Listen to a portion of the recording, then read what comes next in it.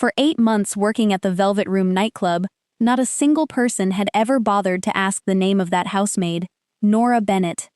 People walked past her the way they walked past a chair pushed quietly against the wall, an object that simply existed, too ordinary to deserve a second glance. And because no one ever truly looked at her, no one realized that she heard everything. That night, Adrian Moretti, the most powerful man in the city, stood only one signature away from a $400 million contract. A contract she knew with absolute certainty would bury him alive. She could have stayed silent, just as she'd stayed silent for the past 8 months. No one could have blamed her for that. But instead, she leaned down, brought her lips close to his ear, and whispered only 5 words. "Don't sign. It's a trap." The pen froze in midair, then it slipped from Adrian's fingers and struck the wooden table with a dry, hollow sound. And the entire room seemed to forget how to breathe. Nora slowly straightened up. She held his gaze for the briefest moment, then turned away as though nothing at all had happened, picked up the trash bin, and pushed her cleaning cart toward the door, as calm and unhurried as if it were nothing more than another ordinary part of her daily work. But what happened next didn't just leave the entire room stunned into silence. It made the man who'd never allowed anyone to interrupt him rise abruptly from his chair, leave the $400 million contract lying abandoned on the table, and walk after someone the entire room had never once cared enough to truly notice. Before we begin today's story, don't forget to like and subscribe to support our channel, and we hope you enjoy the story. The silence in the room lasted exactly 3 seconds. 3 seconds that felt like an entire lifetime to Adrian. Then he suddenly rose to his feet, sending the leather chair behind him scraping across the wooden floor with a long, creaking sound. Every eye in the room turned toward him at once. 5 minutes, Adrian said, his voice so calm it sent a chill through the room, yet his gray eyes held something no one could read. Marco, seated immediately to his right with a gold watch gleaming beneath the crimson lights, frowned slightly and let out an awkward laugh. 5 minutes? Adrian, everything's already settled. The pen's already in your hand. Ashford's people flew all the way here from the West Coast. What could be so important that it can't wait another 5 minutes until after you've signed? Julian Ashford, the silver-haired man seated at the far end of the table, gently set down his wineglass, the first trace of irritation appearing in his eyes. "Mr. Moretti, we've reviewed every clause for weeks. There's nothing left to go over." But Adrian answered no one. His gaze remained fixed on the doorway, where the slender figure of the cleaning woman had just disappeared beyond the partially opened door. "I need to take care of something," he said as he slowly and deliberately fastened the button of his suit jacket. A gesture every member of the family understood meant there would be no arguing with him. "No one touches that contract until I come back." Then he walked out, leaving behind a room filled with stunned faces and Marco gripping the stem of his wineglass so tightly that the knuckles of his hand had turned completely white. Adrian walked down the dim granite hallway, the steady rhythm of his leather shoes echoing through the silence, and at the far end of the corridor, Nora was pushing her cart toward the employee's exit. "You," he called, his deep voice quiet but powerful enough to make her stop instantly. Nora turned around, both hands tightening around the handle of the cart, and in that fleeting moment, Adrian caught the flash of fear crossing her blue eyes. But she didn't run. "Come with me," he said. It wasn't an invitation. It was an order. He led her through a narrow door into the storage room behind the club, where stacks of wine crates filled the space, and the only light came from a weak yellow bulb hanging from the ceiling. Adrian closed the door behind them, and when he turned to face her, the air itself seemed to grow unbearably heavy. "Do you know," he began, his voice gentle in a way that felt dangerously unsettling, every word spoken slowly like the careful sharpening of a blade, "how many people have dared to walk into my room without being invited over the past 20 years? Nora didn't answer. "Not a single one," he answered for her. "And yet you, someone who doesn't even know my name, dared to lean into my ear and tell me what I should do. Do you understand how things usually end for people like you?" He stepped one pace closer, and his shadow fell completely across her face. "In my world, People who speak about things they should never know usually find themselves unable to speak ever again. They simply disappear, as though they'd never existed. Nora slowly lifted her head. Her shoulders were trembling. Her breathing came in quick, uneven breaths. Yet her eyes remained astonishingly steady as they met his cold gray gaze without the slightest attempt to look away. "Then do what you intend to do," she said, her voice rough but never breaking. "But before you do, ask yourself one question. If I were nothing more than a madwoman desperate for attention, then why would I choose the single most valuable moment of your life to do it, knowing full well it could cost me everything I have?" Adrian fell silent. The question hung suspended between them, like a rope pulled so tight it might snap at any moment. "I've got nothing to gain from you," Nora continued, and this time her voice had grown calmer. "I'm only the woman who mops the floors here. You don't even know my name. If you signed that piece of paper and lost everything, I wouldn't lose a single thing more than I already have. But I couldn't stay silent, because I know exactly what's waiting for you after you put your signature on that contract." Adrian stared at her for a long moment, and for the first time that entire evening, the suspicion burning inside his eyes began to waver. Outside the room, the contract was still lying on the table, waiting for him. But for the first time in his entire career, Adrian Moretti was hesitating. "Then tell me," Adrian said, folding his arms across his chest, his gray eyes never leaving her face. "What did you hear? And where did you hear it? If you're about to make up a story, I'd advise you to stop right now, because I can smell a lie from a mile away." Nora drew in a deep breath. Her hands were still gripping the faded fabric of her uniform. "3 nights ago," she began, her voice quiet but steady, "I was assigned to clean the upstairs offices. It wasn't an area I usually worked in, but the night shift supervisor got sick, so I filled in. When I reached the office of the man sitting to your right, the one wearing the gold watch, the door wasn't completely closed. I was about to knock and ask if I could come in to clean, but then I heard voices inside." Adrian didn't say a word, but every muscle in his body had gone tense. "He was talking to a woman," Nora continued, "and also to someone on the phone. They were talking about you. They said that once you signed your name, everything would be transferred, and you wouldn't be necessary anymore." I stood frozen in the hallway with my mop still in my hand, and I heard him laugh. It was the laugh of someone who already knew he'd won. She paused and swallowed hard. There were stacks of documents on his desk. The door was open just enough for me to see them. There were official seals and lines of text an ordinary person wouldn't have understood, but I did. I used to work with documents like those before my life took a different path, and what I saw on his desk didn't match what should have been there in an honest business deal. Adrian took one step closer, and his voice dropped into something that was almost a whisper, yet as sharp as a blade. "You're telling me that my right hand, the man who's been beside me since neither of us had anything, is betraying me. Do you understand how serious what you've just said really is?" "I do," Nora answered, her voice never wavering. "I understand far better than you think. That's exactly why I didn't dare tell you that night. Who would have believed the word of a cleaning woman over the most trusted person in your life? But I couldn't watch you walk into that trap and pretend I hadn't seen it." Adrian looked at her, and for a long moment, the only sound inside the storage room was the faint crackling of the light bulb overhead. He knew he was standing before 2 choices, and either one could cost him dearly. "Do you have proof?" he finally asked. "Part of it," Nora replied. "Not much, but enough to make you begin to doubt. Photographs, a recording. I don't have them with me right now. They're somewhere safe." Adrian nodded slowly, then delivered his ultimatum one word at a time, without the slightest trace of mercy. "Midnight. Bring everything you've got here, to this very room. If what you show me is real, I'll remember what you've done for me today.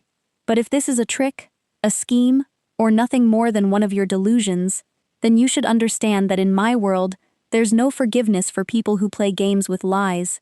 You'll pay the price." Nora simply nodded once. Adrian turned toward the door and placed his hand on the knob, but suddenly stopped.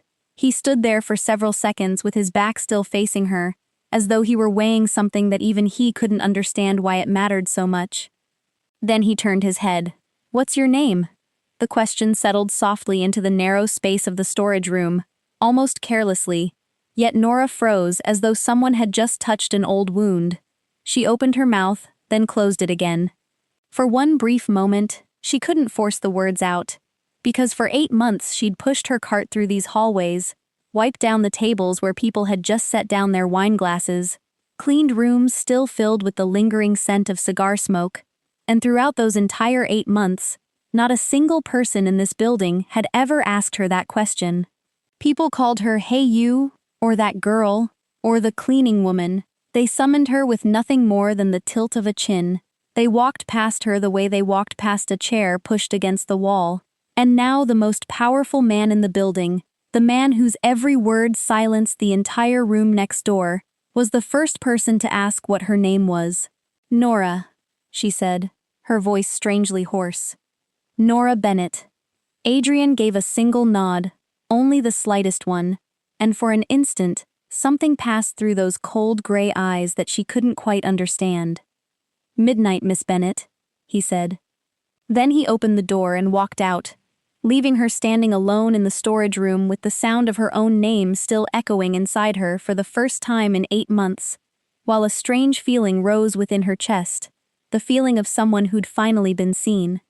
When Adrian returned to the room bathed in crimson light, every eye immediately turned toward him, and Marco rose to his feet with a smile that had already begun to crack. "Finished already? Come on, Adrian. Sit down and let's finish this." But Adrian walked to the table, picked up the contract, and closed it with one firm, decisive motion. "We're postponing it," he said, "until tomorrow morning." The entire room fell silent, and in that single instant, all the color drained from Marco's face. "Have you lost your mind?" Marco growled, his fist pressing against the tabletop. "Ashford has other parties waiting. One night could ruin everything." Adrian looked straight into the eyes of the man who'd been his closest friend, and for the first time in 20 years, the seed of doubt began to take root inside his heart. "One night," he said quietly, "won't ruin a thing, if all of us are telling the truth." At exactly midnight, when the Velvet Room nightclub had nearly emptied, and only the faint sound of jazz drifted out from the main hall, Adrian stepped into the storage room once again. Nora was already there, sitting on a wooden crate with a faded cloth bag resting on her lap, and when she saw him, she rose to her feet. The timid posture of a cleaning woman was gone. Now there was something calm and razor-sharp in her eyes that Adrian hadn't seen earlier that evening. "You came," she said. "I gave you my word," Adrian replied, as he pulled over a small stool and sat down across from her, his fingers laced together. "Show me what you've got. And remember what I told you." Nora didn't answer the warning. She quietly opened the faded cloth bag and took out an old cell phone, her fingers trembling slightly as she scrolled across the screen. "3 weeks ago, I started noticing things that didn't feel right," she began. "And the night I overheard that conversation, I managed to take a few photographs before I left. They aren't very clear, because I had to take them through the crack of the door, and my hands were shaking at the time. But look carefully." She handed the phone to him. On the screen was a blurry photograph of a stack of documents resting on a dark wooden desk, and although the image was out of focus, Adrian immediately recognized the familiar seal from the Ashford deal. "Do you see the line in the upper right corner?" Nora asked, as she enlarged the photograph with 2 fingers. "That's the clause covering control after the merger. In the contract you were about to sign this afternoon, you retained 60% control of the new legitimate empire, didn't you?" Adrian gave a slow, cautious nod. "But in the document I photographed on his desk," she continued, lowering her voice, "that same clause shows a different number. 15%. Only 15%, sir. There are 2 contracts, and the one they intended to use when you signed wasn't the one you'd already read." Adrian took the phone from her and raised it closer to his eyes. He stared at that number for a long, silent moment.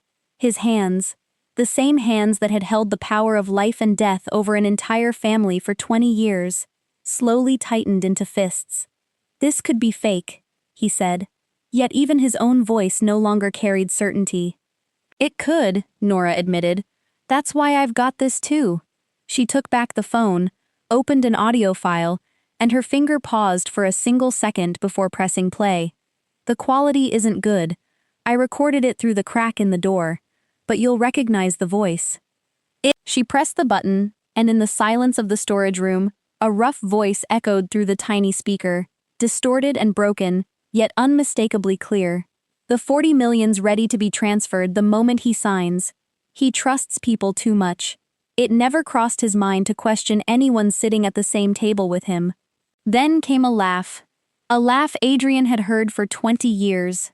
At celebrations, during the darkest nights, at his own wedding, a laugh he'd always believed belonged to a brother. The recording ended abruptly. Adrian remained completely motionless, and for one long, endless moment, he couldn't speak. The entire room seemed frozen in time. $40 million, he finally whispered, his voice rough and strained. Transferred where? I don't know exactly yet, Nora answered softly. What I've got are only fragments, sir. Not enough to accuse anyone in front of the people who live in your world. One blurry photograph. One distorted recording. They'll say I fabricated everything. They'll say I'm insane. But it's enough to keep you from walking forward with your eyes closed. It's enough for you to begin searching for the truth yourself. Adrian rose to his feet and walked toward the cold stone wall of the storage room. He rested his forehead against the cool surface. 20 years. The man with the gold watch had stood beside him for 20 years, and now that same man's voice echoed through Adrian's mind, calling him a man who trusted too easily, a man who'd never learned to doubt. Why are you doing this? He asked without turning around. You could have stayed silent and gone on with your life. Nora looked at his broad back, and for a fleeting moment, something dark passed through her eyes. Because I was betrayed the very same way once, she said quietly. And I know exactly how unbearable it feels when there's no one willing to warn you before it's too late. Adrian turned back, and when he looked at Nora, she could see a storm raging inside those gray eyes, held under such terrifying control that it was almost unbearable to witness. Is there anything else? He asked, his voice once again calm and icy. The kind of calm she was beginning to understand was far more dangerous than any outburst of anger. Nora hesitated for a brief moment, her finger hovering above the screen of her phone. There's one more recording, she said quietly. But I'm not sure you're ready to hear it yet. Play it, Adrian said, and it wasn't a request. It was an order. Nora drew in a deep breath, then pressed the button. This time, the voice that came through the tiny speaker didn't belong to the man with the gold watch. It belonged to a woman. A voice so gentle and so familiar that Adrian felt as though an icy hand had wrapped itself around his heart. Don't worry anymore. Adrian has never suspected me, and he never will. Once everything's finished, you and I'll have everything we've ever wanted, and all he'll have left is his name carved on a gravestone. Then came a quiet laugh. The same laugh Adrian had heard hundreds of times across the dinner table. The laugh he'd once believed was meant for him alone. The recording ended, and inside the dark storage room, only the faint crackling of the overhead light and the breathing of the two of them remained. Adrian stood perfectly still, like a statue carved from stone. Not a single muscle moved across his face, yet his gray eyes, the same cold eyes that had forced even the most stubborn men to lower their heads, now held a pain so profound that Nora had to look away. Isabella, the woman he was about to marry, the woman whose family had arranged their engagement with his, to unite two empires, the woman he'd trusted enough to give a place beside him in a world where trust was the rarest luxury of all. And now her voice had just echoed inside his mind, speaking of him as nothing more than a man whose name would be left engraved upon a stone. She and him, Adrian said, his voice so hoarse it was almost soundless. Both of them. Yes, Nora answered softly. I'm sorry, sir. Adrian closed his eyes. During 20 years of leading his empire, he'd taught himself how to endure every knife wound, both literal and emotional, without allowing anyone to see him fall. But this wound was different. It hadn't come from an enemy, it had come from the two people into whose hands he'd placed his entire heart. His closest brother, the woman he'd planned to call his wife. He opened his eyes again, and when he looked at Nora, his voice came out low and slow, carrying a mixture of curiosity and suspicion he could no longer hide. "Who are you?" he asked. A cleaning woman doesn't simply know how to read contract clauses. She doesn't naturally know how to make recordings, photograph confidential documents, or recognize when a single number has been altered between two versions of the same agreement. And an ordinary cleaning woman wouldn't risk her own life to warn a man she doesn't even know. So why? Why are you doing this when you understand better than anyone that you could lose everything? Nora looked at him for a long time, and for one brief moment, Adrian saw something inside her blue eyes, the faint light of old wounds that had never truly healed. Her lips parted as though she were about to say something, then slowly closed again. She lowered her gaze, placed the phone back into the faded cloth bag, and when she looked up once more, her voice had become little more than a whisper. "Because I once stood exactly where you're standing now," she said. "I once trusted people I never should have trusted. I once discovered the truth far too late, after everything I'd ever loved had already been taken away from me, and I made a promise to myself that if the day ever came when I had the chance to stop that from happening to someone else, I wouldn't stay silent." She walked toward the door, then stopped without turning around. "You want to know who I am?" she said quietly. "But there are stories that, once they're told, can never be forgotten, and I'm not sure you truly want to carry the weight of mine right now." Then she walked out, leaving Adrian alone in the darkness, with a single name that had just been illuminated before him, and an entire world that had just collapsed beneath his feet. The following morning, before the first rays of sunlight had even broken through the heavy curtains of the Moretti estate in Oyster Bay, Adrian summoned Marta, the elderly housekeeper who'd served his family for nearly 30 years and knew every detail about every person connected to the household. "The cleaning woman from the Velvet Room," he said, standing beside the window overlooking the garden still glistening with morning dew. "Her name's Nora Bennett. I want to see her file. Everything we've got." Marta looked slightly surprised, but she'd served the family far too long to question an order from the young master. Less than an hour later, she returned carrying a thin file, and the moment Adrian opened it, his brows drew together. "Sir," Marta said softly, "I think you should read the second page carefully." Adrian turned the page, and his eyes froze on the words before him. Nora Bennett. 27 years old. Graduated with highest honors in accounting from a prestigious university in Manhattan. Formerly one of the leading forensic accountants at one of the largest accounting firms on the East Coast, specializing in investigating illicit financial transactions. "A forensic accountant," Adrian murmured, and in that instant, everything began falling into place. The way she'd recognized the altered contract clause, the way she'd spotted the changed figure between two agreements from nothing more than a blurry photograph. But what sent an even colder chill through him was the final note in the file, brief and emotionless, stating that she'd left the firm 3 years earlier, under circumstances that weren't disclosed. At noon, Adrian went to the employee area behind the nightclub, where Nora was cleaning the large glass windows. She turned at the sound of his footsteps, and the moment she saw the expression on his face, she understood. "You've read my file," she said, setting the cloth aside. "One of the East Coast's top forensic accountants," Adrian said.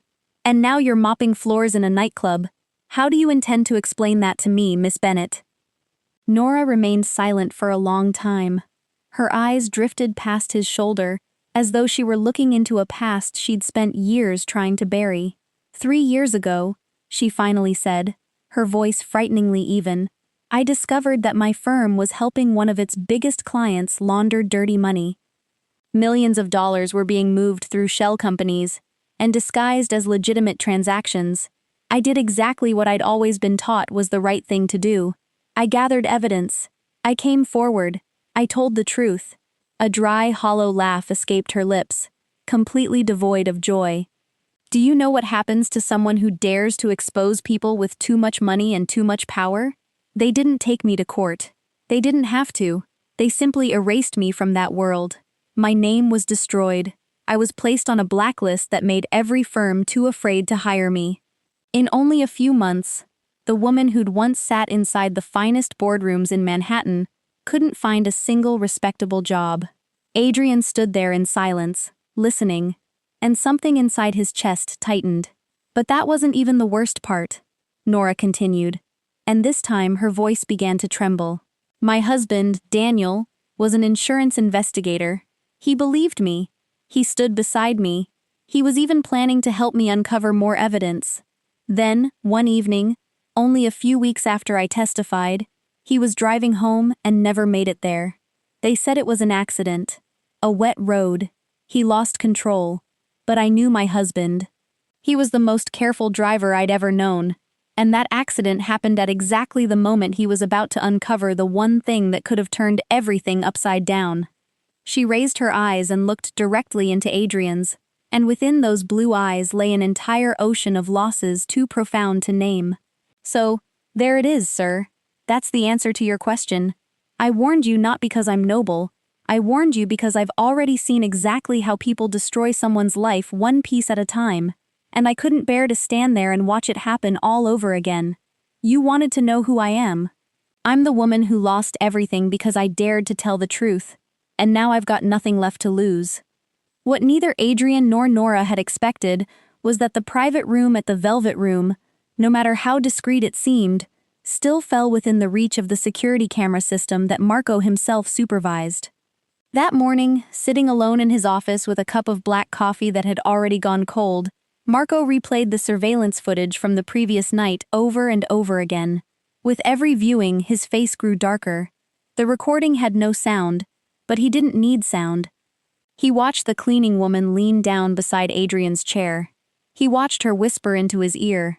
He watched the pen slip from the hands of the brother he'd spent 20 years deceiving. He watched Adrian rise from his seat. He watched the two of them disappear into the storage room together. And he understood that the plan he'd spent months building alongside Isabella was now in danger of collapsing because of one person no one had ever thought important enough to notice. Marco set his coffee cup down, and a cold smile slowly spread across his lips. If that girl had dared to open her mouth, then he'd make sure she was silenced in the one way the entire underworld understood, a way no one would dare defend, not even Adrian. That afternoon, Marco called an emergency meeting of the entire family in the grand hall of the Oyster Bay estate. Every trusted member was present, seated around the long oak table, while Adrian sat at the head, still unaware of what was about to unfold. Marco rose to his feet with a thick folder in his hands, his face wearing an expression of sorrow and grave concern, performed with flawless precision.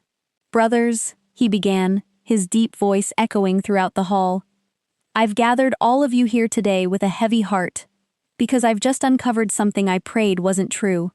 There's a traitor among us." The room immediately erupted into murmurs. Adrian lifted his head, his eyes sharpening. "For weeks," Marco continued as he laid the folder on the table, "I've been quietly following a suspicion, and now I've got proof.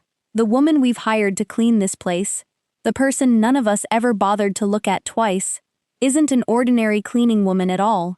She's a planted informant inside our family, a rat."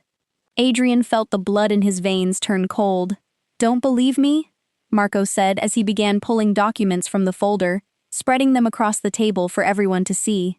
"Here, photographs of her meeting with strangers outside. Here, financial statements showing mysterious deposits made into her account from an unknown source. And here, records proving she once worked in financial investigations. Do you still believe all of that's just a coincidence? She was sent here to tear this family apart from the inside, to listen, to spy, and to stab us in the back at the exact moment we were most vulnerable."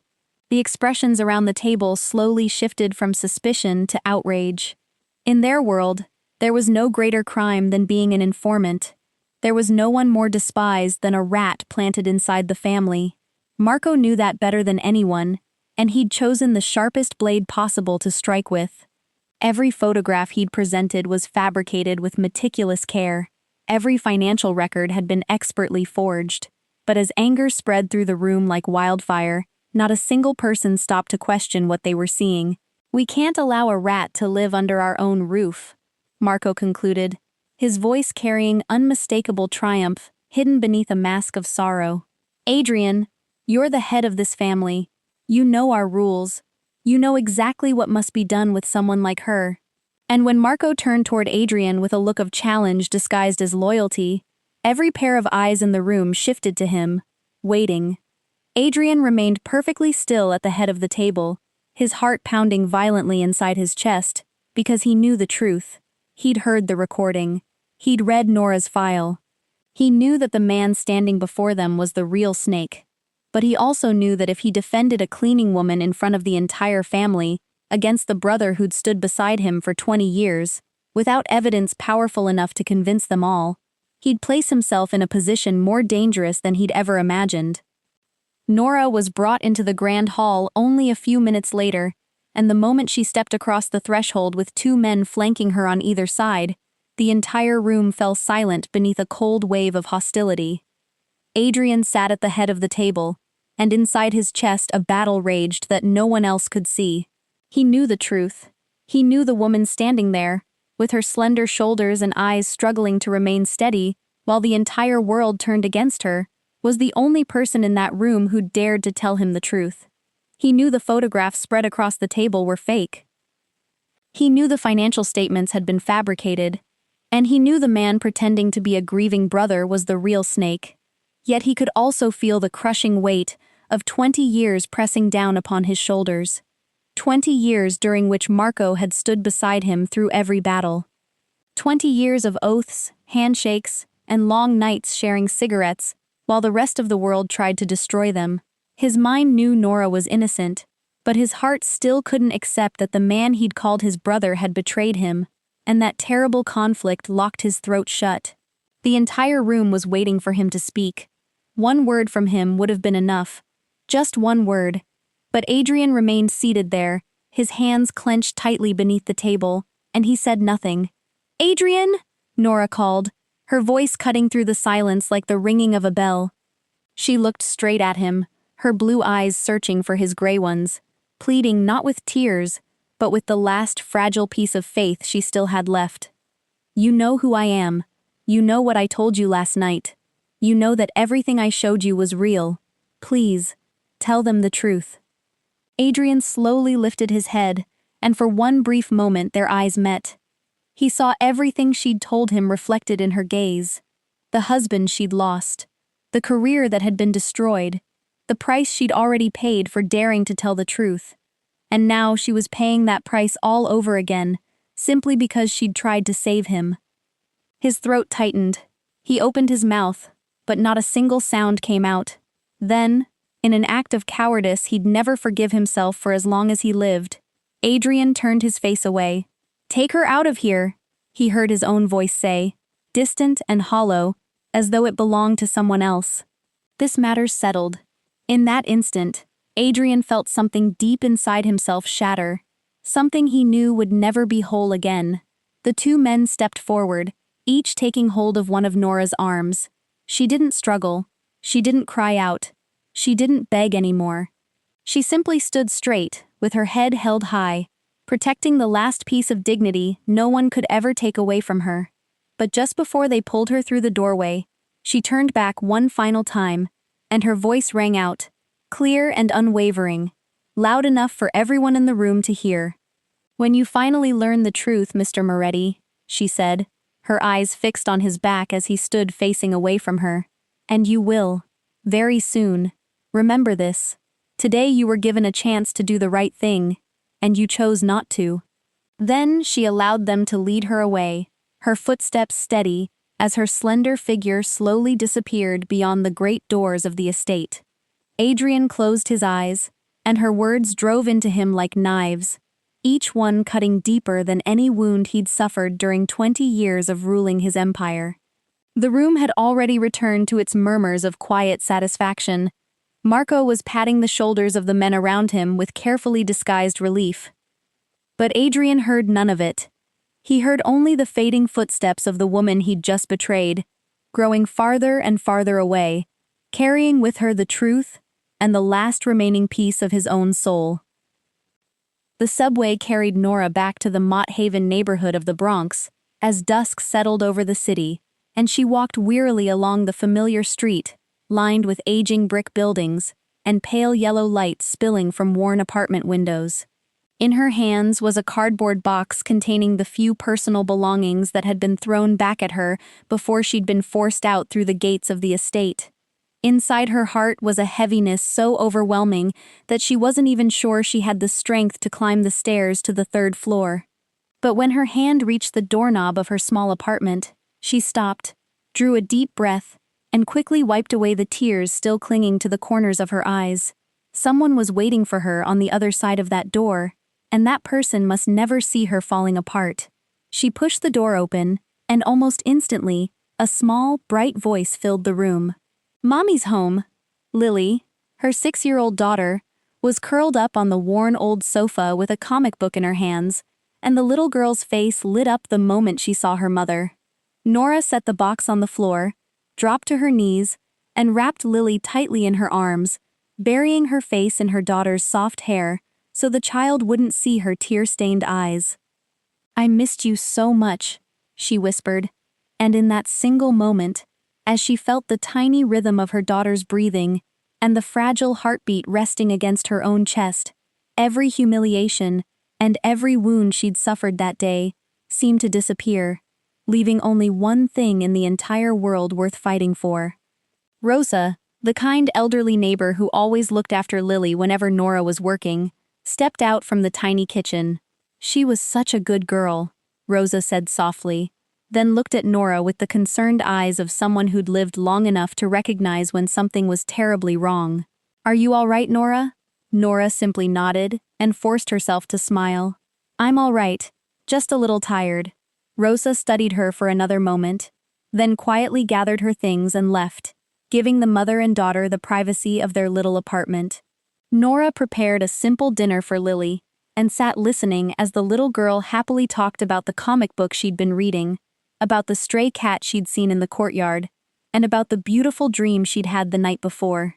Nora listened to every single word, trying to memorize every smile on her daughter's face, because she carried a truth that Lily knew nothing about, a truth that weighed upon her heart every moment of every day. Lily had been born with a damaged heart. The doctors had made it painfully clear that she needed surgery, and that operation had to take place within the next 3 weeks, or it would be too late. The cost of the procedure was $180,000, a number so enormous that every time Nora thought about it, she felt as though the ground beneath her feet was splitting apart. Insurance covered only a small portion of the expense, and her nighttime cleaning job at the Velvet Room, despite its meager wages, was what kept that insurance active. It was what kept the medicine Lily took every single day inside the medicine cabinet, and now she'd lost that job. That night, after Lily had fallen asleep, Nora sat beside her daughter's bed, gazing at the peaceful little face resting beneath the soft glow of the nightlight, and she finally allowed the tears she'd been holding back all day to stream down her cheeks. She couldn't bring herself to tell Lily that she'd been fired. She couldn't tell her that she'd been called a traitor, an informant, in front of an entire room filled with strangers. Her little girl needed a strong mother, a mother who never fell apart. Nora gently took Lily's small, warm hand and pressed it against her lips. Then, in the darkness, she whispered a promise she had no idea how she would ever keep. "I'll find a way, sweetheart. I promise. Even if it costs me my own life, I won't lose you." Adrian couldn't fall asleep that night. In the vast bedroom of the Oyster Bay estate, he lay staring at the ceiling, and every time he closed his eyes, Nora's blue eyes appeared before him once again. That final look she'd given him before they led her away. A look that held no hatred, only the profound disappointment of someone who'd placed her last remaining trust in the wrong person. Her words echoed through his mind without mercy, telling him that today he'd been given a chance to do the right thing, and he'd chosen not to take it. At 3 o'clock in the morning, unable to endure it any longer, Adrian threw back the covers, pulled on his robe, and went downstairs.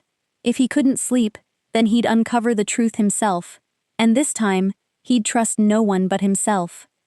At that hour, the estate lay wrapped in silence, broken only by the distant footsteps of the guards making their rounds. Adrian used the full authority of his position to enter the family's secure records room, where every financial document, every transaction, and every secret hidden in the shadows had been preserved. He sat down before the computer system, and as the head of the family, he unlocked layers of information that even Marco had never imagined he'd search through with his own hands.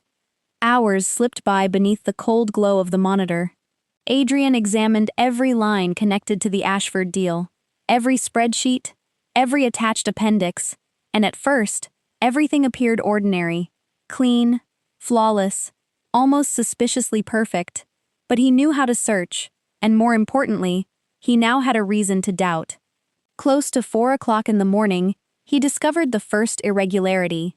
It was a reference to an appendix he'd never seen before, an additional document attached to the primary contract that didn't exist in any folder he'd normally been allowed to access. His heartbeat quickened. He dug deeper, using access privileges available only to the head of the family, and at last, inside an encrypted folder carefully hidden from view, he found it. A name appeared on the screen. A name Adrian had never seen before. Greco Rossi Holdings. He opened the file, and as the words filled the screen, the blood in his veins seemed to freeze.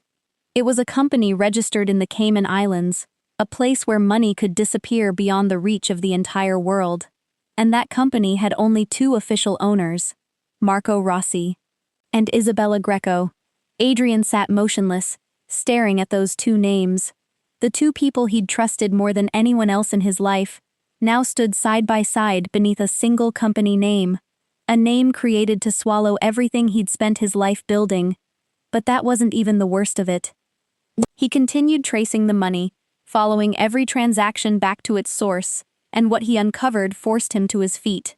During the previous 2 months, disguised as expenses for preparing the merger, an enormous amount of money had been withdrawn from the family's accounts and transferred directly into that shell company in the Cayman Islands. $40 million. Every last dollar had been drained away. Nothing remained. The figure Nora had mentioned in that grainy recording now stood before his eyes with undeniable certainty. It was no longer a vague fragment of suspicion. It was proof written in the cold, unforgiving numbers inside his own family's financial system. Adrian walked to the window and braced both hands against the windowsill as he stared into the darkness covering the garden outside. She'd been right. The cleaning woman he'd turned his back on, the woman he'd allowed his entire family to brand as a rat, had told him the truth from the very beginning, and he'd answered her courage with his own cowardice. Anger began to rise inside him, but it wasn't directed at Marco. It wasn't directed at Isabella either.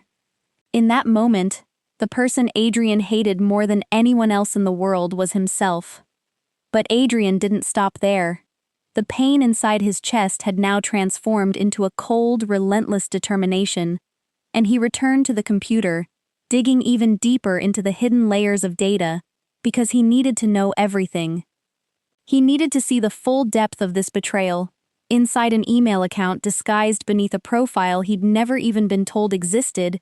He found messages exchanged between Marco and several of Ashford's associates, messages from which his own name had deliberately been excluded.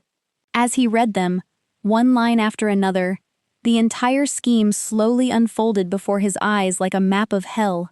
The $400 million merger he'd believed would lead the entire family into the light had never been a legitimate deal at all. It had been nothing more than a perfectly constructed trap, flawless in every detail. In one email sent 3 weeks earlier, Marco had written to his partners that once Adrian signed the agreement, they'd wait a few days before manufacturing a financial crisis, fabricating debts that never existed, creating legal problems out of thin air, and then forcing Adrian to surrender his position as head of the family for what they'd call the greater good of the organization. After Adrian had been pushed aside, every real asset would be transferred into the shell company in the Cayman Islands, leaving him with nothing except debt and legal responsibility. And in the final line of that email, Marco had written a sentence that forced Adrian to read it 3 times before he could believe it. By the time he realizes what's happened, he won't be here anymore to do anything about it. Adrian sat frozen, his hand gripping the edge of the desk so tightly that his knuckles turned white. The plan wasn't simply to steal his empire, it was to remove him from the game forever. He continued searching, and he discovered another audio file, longer and much clearer than the grainy recording Nora had played for him. He pressed play, and Isabella's voice filled the cold room, sweet and merciless all at once. "Don't look at me like that," she said to Marco. "Do you really think I never considered it? Adrian is a good man, I won't deny that. But he's chained to his principles, to that outdated thing he calls honor. He'll never reach beyond the limits he's placed upon himself." There was a brief silence, then her voice dropped lower, and her next words pierced Adrian more deeply than anything he'd ever heard. "I never loved him, Marco. I loved his throne. I loved the power he holds. And now, with you, I can have all of it without having to endure his tiresome sense of nobility for one more day." The recording ended with a quiet laugh, and Adrian remained there in the darkness, allowing every one of those words to drown him. The woman to whom he'd intended to give his entire life, the woman he'd believed would build a future beside him free from darkness, had never seen him as a man. She'd seen only the throne upon which he sat. Adrian had heard enough. He'd seen enough to know he was right, to know Nora had been right, to know an entire web of betrayal had been tightening around his neck. Yet even as fury burned through his veins, one cold, rational corner of his mind continued to speak. Everything he'd just uncovered, the emails, the files, the financial transfers, existed only as internal records inside a system that Marco himself had the authority to access. If Adrian presented this evidence before the Council of Families, Marco would simply deny everything and claim that Adrian himself had fabricated it all in an attempt to destroy the brother who'd stood beside him for 20 years. In their world, the word of the leader against the word of his second-in-command wasn't enough to convict anyone unless there was evidence so undeniable that no one could dispute it.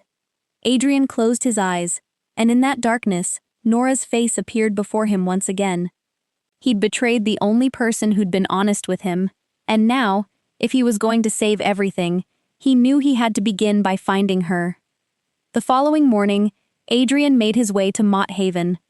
His luxury car looked strangely out of place among the aging brick streets of the Bronx, and as he climbed the creaking staircase leading to the third floor, he felt something he hadn't experienced in a very long time: the anxiety of a man who wasn't sure whether he deserved to be forgiven. He stopped in front of the door to the small apartment, drew a deep breath, and knocked. Footsteps sounded from inside. Then the door opened just a crack, held in place by a security chain, and through the narrow opening part of Nora's face appeared. The instant she recognized the man standing outside, the warmth vanished from her eyes, replaced by a coldness as sharp as ice. "Why are you here?" she asked, her voice so calm that it was even more unsettling than anger. "Nora, I need to talk to you," Adrian said. "I know the truth now. About Marco. About Isabella. About everything." Nora let out a quiet laugh, but there wasn't a trace of amusement in it, only bitterness. "So you've just discovered the truth," she said. "How convenient. After you stood there in silence while an entire room full of strangers called me an informant. A rat. After you turned your back while they dragged me out the door like a criminal. And now you've learned the truth. And you think all you have to do is come knock on my door and everything will be all right? I don't think that," Adrian replied, his voice rough with regret. "I didn't come here expecting everything to be all right. I came here to apologize. Just 5 minutes. Please." Nora remained silent for a long moment, studying him through the narrow opening in the door, as though weighing something in her mind. Then, from deeper inside the apartment, a small voice called out, "Mommy, who's here?" Nora sighed softly, and after a brief hesitation, she removed the security chain and opened the door. The apartment inside was small and modest, but clean and warm, and sitting on the worn old sofa was a little girl of about 6, with large eyes exactly like her mother's. She looked at Adrian with open curiosity, and he immediately noticed how unusually pale her face was, how faint the color had become in her lips, and how she leaned against the back of the sofa, as though simply sitting upright required more strength than she possessed. "This is Lily," My daughter, Nora said quietly. Lily, this is a friend of Mommy's. Adrian lowered himself onto one knee until he was at the little girl's eye level, and he smiled. It was a rare smile, genuine and unguarded. Hello, Lily. The little girl smiled back at him, and the innocence of that smile sent a quiet ache through the hardened places in his heart. After Nora led Lily into the bedroom to rest, she returned and folded her arms as she faced him. She's sick, Adrian said softly. It wasn't a question. Her heart, Nora answered, and for the first time her voice revealed a weariness she could no longer hide. She was born with a heart defect. She needs surgery within the next 3 weeks, or it'll be too late. It costs $180,000. The cleaning job at your club, the job you allowed them to take away from me, was what kept her insurance active. It was what kept her daily medication coming. Adrian felt as though an invisible hand had closed tightly around his chest. I'll pay for it, he said immediately. Every penny. Today, you won't have to worry about it for another second. No, Nora said as she stepped backward. I don't need your pity. I don't need your money. This isn't pity, Adrian said. It's my responsibility. I wronged you, and I want to make it right. You can't make this right with money. Nora cut him off, and this time her voice broke, as every ounce of pain she'd held inside for the past 2 days finally poured out. Don't you understand? You didn't just treat me unfairly. You betrayed me. You knew who I was. You knew I'd risked my life to warn you. You'd heard the recording. You'd read my file. You knew I was innocent. And yet you still stood there and said nothing. You chose him. You chose the traitor instead of the person who tried to save you. And there's not enough money in this world to erase what you did. Adrian left the apartment in Mott Haven with Nora's words still echoing in his mind, and he knew she'd been right, that there are wounds money can never heal. But he also knew something else. That little girl didn't have 3 weeks to wait for him to prove his remorse with words. Lily's fragile heart didn't care about her mother's pride or his guilt. It simply needed to be saved, and it needed to be saved now. If Nora refused to accept his help directly, then he'd find another way, one she couldn't refuse. Sitting inside his car, Adrian pulled out his phone and called an old acquaintance, the chief of pediatric cardiology at a major hospital in Manhattan, a man whose department his family had quietly supported on several occasions over the years. He explained that he wanted to cover the entire cost of surgery for a little girl named Lily Bennett, but under one absolute condition. No one could ever know where the money had come from. The child's mother had to believe the funds came from an anonymous charitable foundation, established to help children with severe heart conditions, a foundation without a face, without a name that could ever be traced back to him. The doctor agreed, and told him that if the money arrived before the end of the week, Lily's surgery could be scheduled within the next few days. But the moment the call ended, Adrian was confronted with a problem he couldn't ignore. $180,000 wasn't a small amount of money, and at such a delicate moment, when he couldn't risk Marco noticing anything unusual, he couldn't simply transfer such a large sum without attracting attention. Every part of the family's financial system, including the accounts Adrian himself had the authority to use, remained under Marco's supervision in his role as manager of the family's finances. Adrian thought about it for a long time. He knew that no matter how carefully he concealed it, such an unusual payment could still leave a trail. But he also knew he no longer had another choice, and time was slipping away. At last, he decided to transfer the money through one of the family's accounts, disguising it as one of their routine charitable donations, hoping that among the hundreds of transactions processed every week, it would pass unnoticed. It was a gamble, and somewhere in the back of his mind a quiet warning reminded him that he might be leaving behind a thread that someone as cunning as Marco could eventually follow. But when he remembered the pale face of the little girl sitting on that worn old sofa, he pushed the fear aside. Some prices are worth paying. 2 days later, inside the small apartment in the Bronx, Nora's phone rang.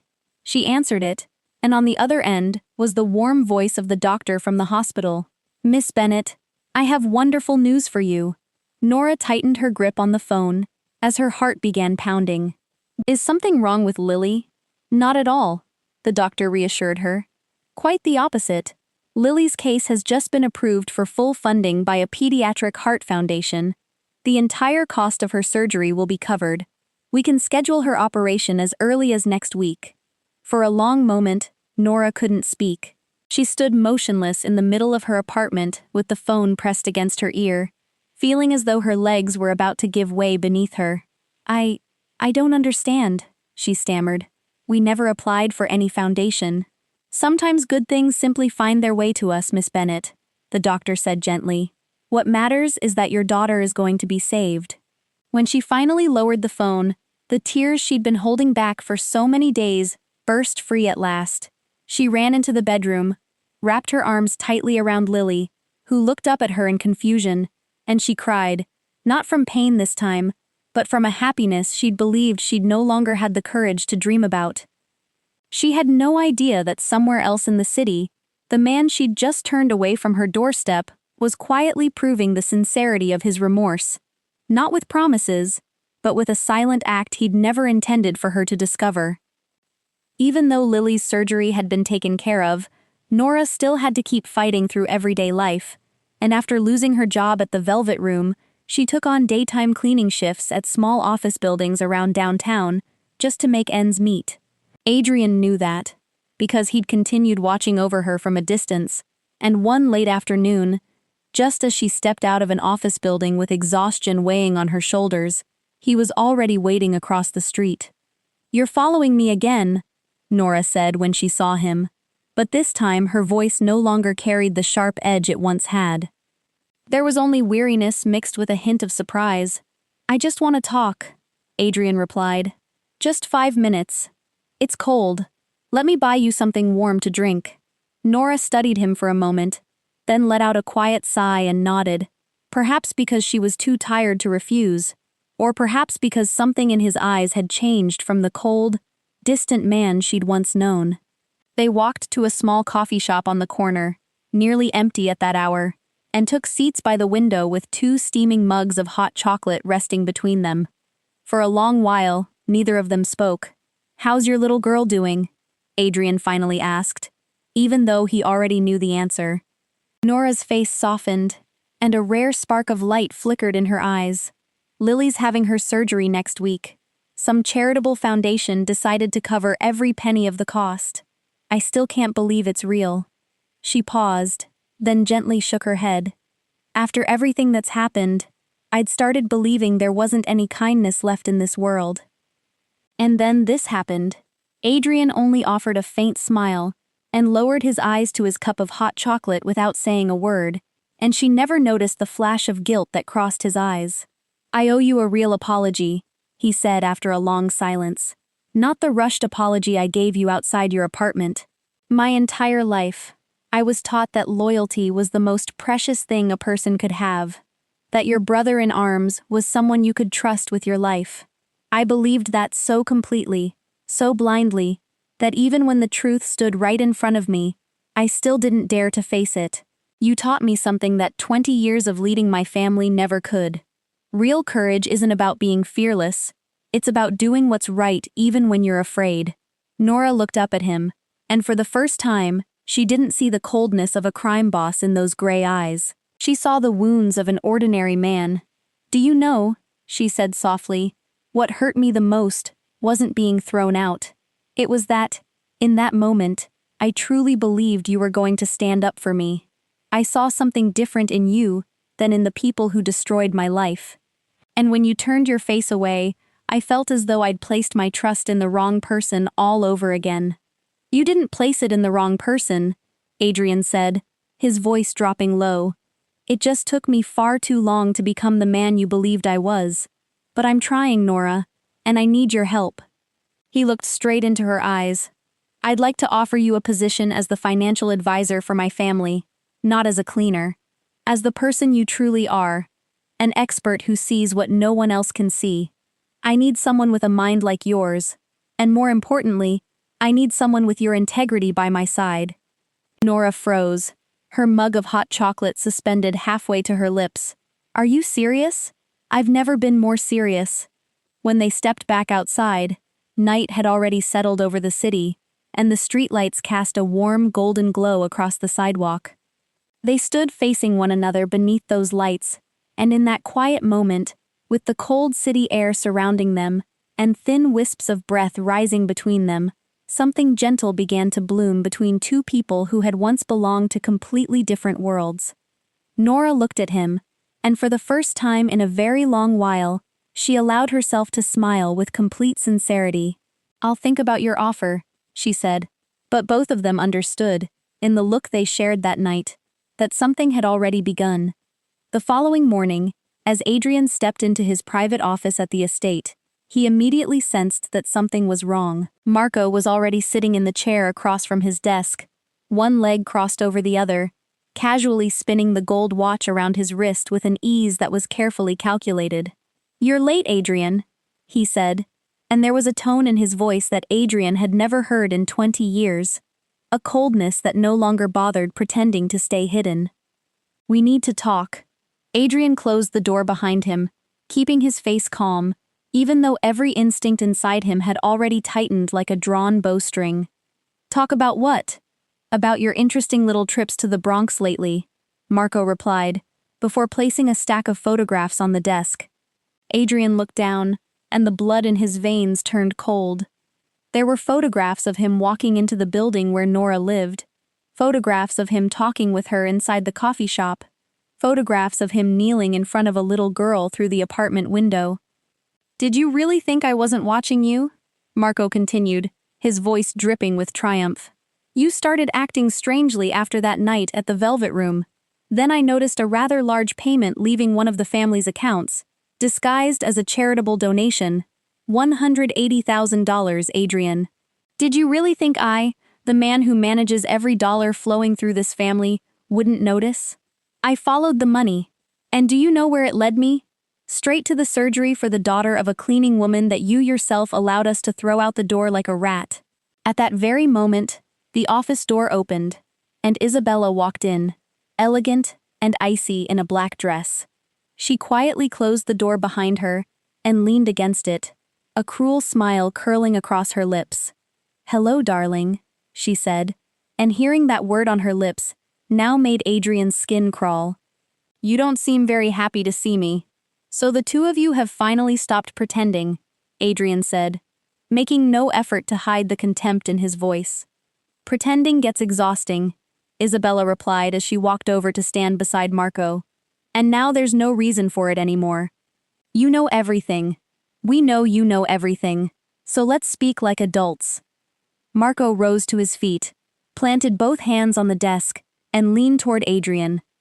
"Here's how this is going to happen. You're going back to Ashford. You're going to sign that contract. Then you're going to forget everything you think you've discovered. If you behave and do exactly as you're told, you'll still save face. You'll even keep some sort of position. But if you decide to fight us..." He picked up one of the photographs, the one showing Nora and Lily. "Then I'm afraid no one's going to believe whatever story you try to tell. Instead, they'll believe mine. They'll believe that a crime boss used the family's dirty money to manipulate a witness, to buy the silence of a rat and her little daughter. What do you think the Council of Families will say about a leader like that?" Adrian clenched his fists beneath the desk, but his expression never changed. "And if I still refuse?"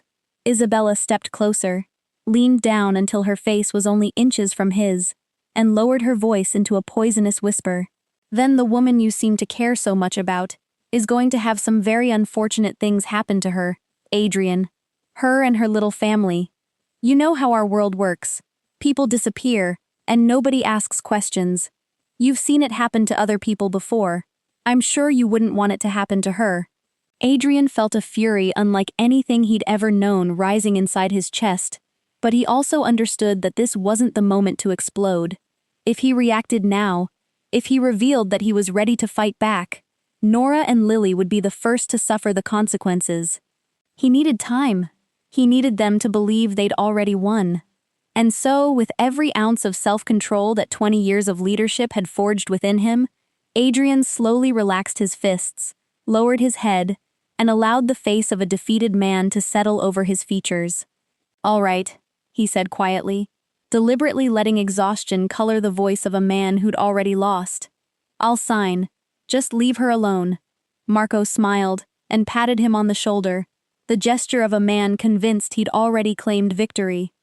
But after the two traitors walked out of the office, Adrian slowly lifted his eyes to watch them leave, and within those cold gray eyes, there wasn't the slightest trace of surrender. There was only the fire of a plan that had just begun to take shape. That evening, Adrian called Nora, and from the very first sentence, she sensed that something was wrong. His voice sounded different, strained and distant, and he told her that perhaps she should forget about his offer to become his advisor, that he'd reconsidered and decided to move forward with the Ashford deal as originally planned, that it would be best for her to stay far away from his world and focus on taking care of her daughter. But it was precisely that cold, deliberate firmness that made Nora suspicious, because she'd spent years making a living by reading people and following the trail of money, and she immediately realized that the man speaking to her over the phone wasn't the same man who'd sat across from her in the coffee shop only the night before. There was fear hidden beneath every word he spoke, and she understood that he was trying to push her away to protect her from something. Nora didn't sleep at all that night, and by morning, she'd made a decision that anyone in their right mind would have tried to stop her from making. She was going to uncover the truth herself. During the 8 months she'd worked at the Velvet Room, and the times she'd been sent to clean at the Oyster Bay estate, Nora had quietly memorized everything, because the instincts of someone who'd once been an investigator never truly disappeared. She knew the shift schedule for the security guards. She knew there was always a brief window at dawn when the night shift handed over to the day shift, leaving the office wing almost completely unattended. More importantly, she knew exactly where the security cameras were installed, and she remembered very clearly that along the hallway leading to Marco's office, there was a blind spot, a hidden corner that no camera lens could reach, because she'd cleaned that hallway herself and noticed it. Using the old access card that no one had thought to collect after firing her, along with door codes that were rarely ever changed, Nora quietly slipped into the estate through the staff entrance during that brief window of opportunity. She stayed close to the wall, moving carefully through the blind spots she'd committed to memory, her heart pounding furiously while her footsteps remained steady. Marco's office door was locked, but it was an older lock, and Nora had spent enough time observing it to know exactly how to deal with it. The moment the door opened, she stepped inside and immediately began searching with speed and methodical precision, exactly as she'd done countless times during her investigations in the past. Inside the desk drawer, she found a contract, and the instant her eyes swept across the pages, she recognized it as the forged version, the one with the altered control clause that she'd warned Adrian about from the very beginning. She photographed every page, but what sent a chill through her body was hidden inside an envelope tucked beneath it.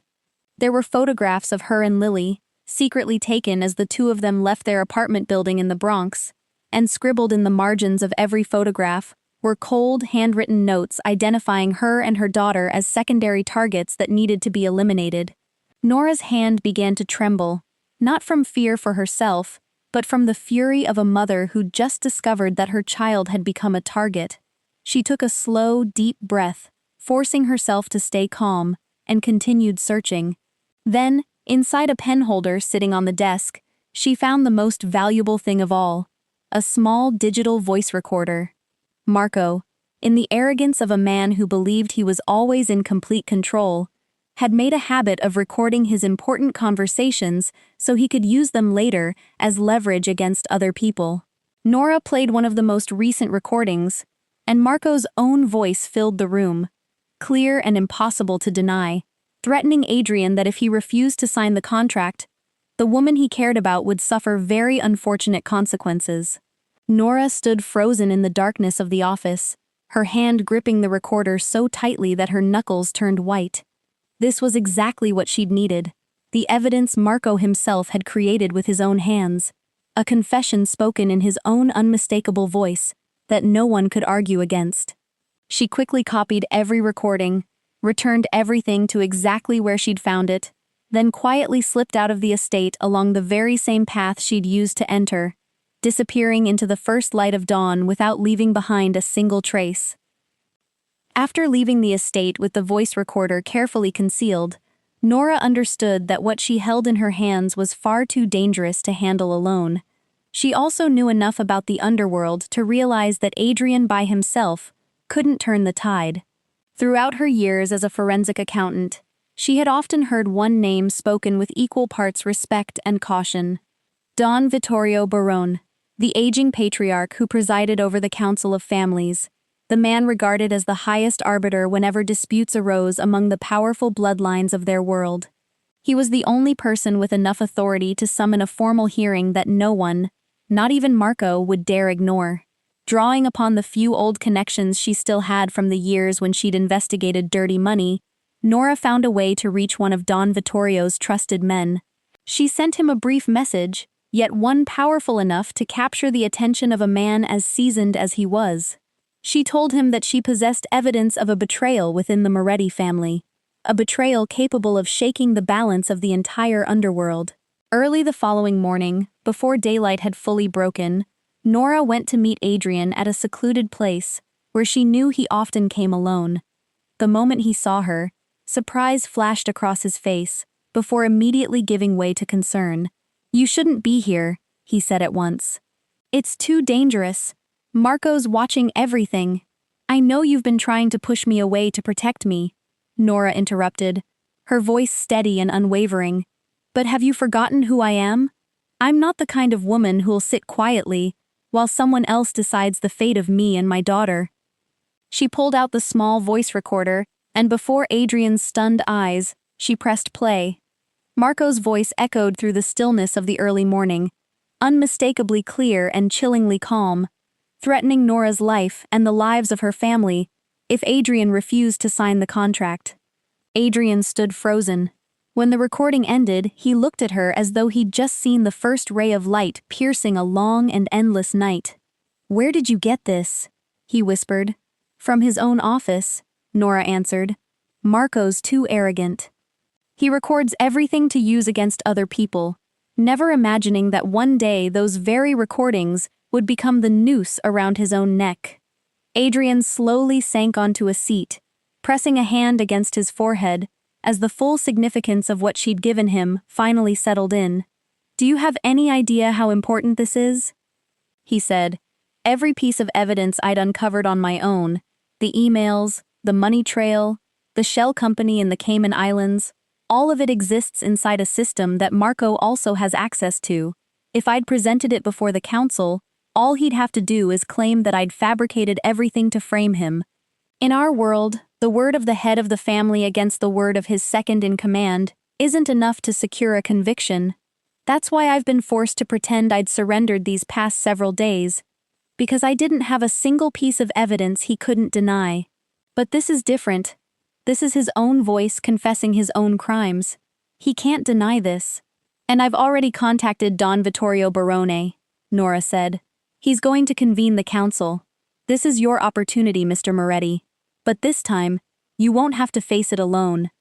Adrian looked up at her, and within those gray eyes that had always seemed so cold, there now shimmered something he'd almost forgotten how to feel: hope.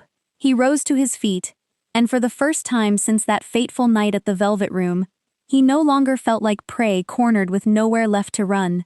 He felt like a hunter preparing to set the final trap. "Then let's finish this together," he said. And so the two of them, a crime lord who'd lost everything because of blind trust, and a woman the whole world had turned its back on, sat down side by side and began mapping out every single move for the final game. The hearing was held 3 days later at an ancient estate standing in quiet isolation beyond the city, the place Don Vittorio Barone had chosen as the ground where justice would be weighed among the great families of the underworld.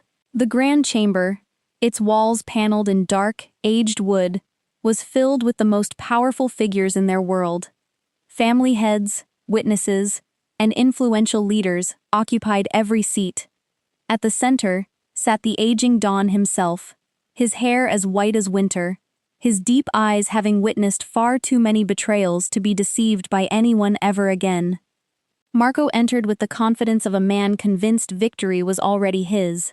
Isabella walked beside him, elegant and composed, and together they cast Adrian a look filled with open defiance as he stepped into the room. "Adrian Moretti," Don Vittorio said in his deep, weathered voice. "You requested this hearing. Speak. What matter is grave enough to summon all of us here today?" Adrian walked to the center of the room, but instead of answering immediately, he turned toward the entrance. "Before I begin, I'd like to introduce someone to all of you. My advisor, Miss Nora Bennett." The room erupted into murmurs the moment Nora entered. More than a few faces revealed unmistakable surprise, because several of those present still remembered that she'd been the very woman dragged from the Moretti estate not long ago, under the accusation of being an informant. Marco shot to his feet. "What kind of farce is this? You're bringing that rat here. She's the traitor I exposed myself to." "Sit down, Marco," Don Vittorio said. His voice wasn't loud, yet it carried enough authority to silence the entire room. "Everyone here has the right to speak, including her." Nora stepped into the center of the chamber. This time, she wasn't a frightened cleaning woman trembling beneath accusing eyes. She stood before the most powerful people in the underworld as a seasoned professional, carrying herself with the calm confidence and sharp intelligence of the woman she'd truly always been. One by one, she presented every piece of evidence. The forged contract containing the substituted control clause, the documents proving the existence of the shell corporation named Greco Rossi Holdings in the Cayman Islands, the trail showing $40 million that had quietly vanished. Yet uncertainty still lingered across many faces. Doubt remained in the room. They continued waiting for something undeniable. Then Nora placed the small voice recorder upon the table and pressed the button. Marco's voice echoed throughout the chamber. It was unmistakably his own voice, threatening Adrian that if he refused to sign the contract, the woman he cared about would suffer consequences. Then came Isabella's voice, sweet and merciless, openly admitting she'd never loved Adrian and had desired only the power he possessed. The room fell into complete silence before erupting into furious whispers. Marco's face drained of every trace of color. Julian Ashford, the head of the opposing company, rose abruptly to his feet, his voice filled with outrage. "I swear before this council that our company knew absolutely nothing about this conspiracy. We ourselves were deceived by these intermediaries. If Mr. Moretti is willing, we'd welcome the opportunity to negotiate an honest and transparent agreement built upon integrity." Marco slowly looked around the room. The eyes that had once regarded him with admiration and respect now held nothing but contempt. At last, the mask he'd worn for 20 years fell away. He let out a bitter laugh before turning toward Adrian. "You know something. You've always been the same. Always too weak to do what had to be done. I stood beside you for 20 years. I watched you hesitate. I watched you chain yourself to that useless thing you call morality, while this empire could have become 10 times greater. I only took what should have belonged to the man willing to seize it." "No," Adrian replied, his voice calm yet unwavering. "You're wrong, Marco. Real strength isn't found in betraying everyone to get what you want. Real strength lies in knowing where the line is and refusing to cross it no matter the cost. That's the one thing you've never understood. And that's why you've lost." Don Vittorio Barone slowly rose to his feet, and the entire chamber held its breath as everyone waited for his judgment. "Betrayal within one's own family," he said slowly, every word carrying the weight of stone, "is the greatest crime in our world. Marco Rossi, Isabella Greco. You've pronounced your own sentence with your own voices. The council has heard enough. From this moment forward, you'll face the consequences according to the laws every one of us has sworn to uphold."